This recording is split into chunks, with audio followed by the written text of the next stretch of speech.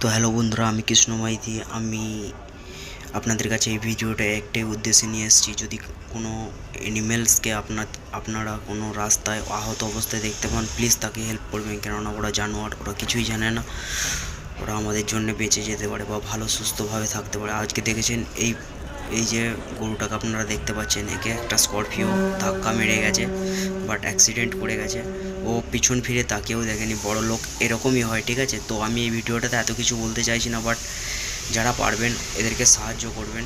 আমার কাছে তো কিছুই থাকেনি, আমি 10 টাকার একটা পানির বোতল এনে ওর মাথায় ঢেলে শান্ত করেছি। আর ডক্টরকে ফোন করা হয়েছে। অ্যানিমেল লাভার হয়ে থাকেন তাহলে কমেন্টে জয় শ্রীকৃষ্ণ বলে ভিডিওটাকে শেয়ার ও লাইক করে যাবেন।